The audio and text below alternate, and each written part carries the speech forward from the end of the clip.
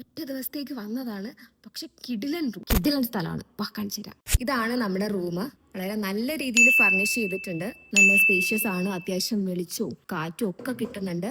2 ജനലാണുള്ളത്. AC ഉണ്ട്. 2 bed ഉണ്ടാവും.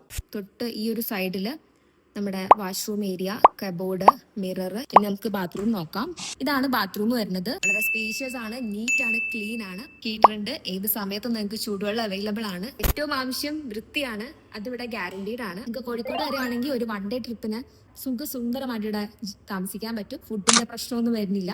കാരണം ഈ ബിൽഡിങ്ങിന്റെ തൊട്ടു താഴെ ഇവരുടെ തന്നെ ക്യാൻറ്റീൻ സൗകര്യമുണ്ട്. വളരെ അഫോർഡബിൾ പ്രൈസിലാണ് ഇവിടെ ഓരോ ഫുഡും നൽകുന്നത്. അതുകൊണ്ട് താമസിക്കാൻ വരുമ്പോൾ ഫുഡിനെ കുറിച്ച് ആലോചിച്ച് ടെൻഷൻ വേണ്ട. കോഴിക്കോട് സിവിൽ സ്റ്റേഷനിൽ നിന്ന് 3.5 കിലോമീറ്റർ ഡിസ്റ്റൻസ് അകലെ മിനി ബൈപ്പാസ് റോഡിലുള്ള കോഴിക്കോട് PWD റെസ്റ്റ് ഹൗസ് ആണ് ഈ പറഞ്ഞ സ്ഥലം. കോഴിക്കോട് റെയിൽവേ സ്റ്റേഷനിൽ നിന്ന് 6.5 കിലോമീറ്റർ ഡിസ്റ്റൻസ് ആണ് ഈ ഒരു റെസ്റ്റ് ഹൗസിലേക്കുള്ളത്. KSRTC ബസ് സ്റ്റാൻഡിൽ നിന്ന് 6 കിലോമീറ്റർ ഡിസ്റ്റൻസ് മാത്രമേ ഇവിടേക്കുള്ളൂ.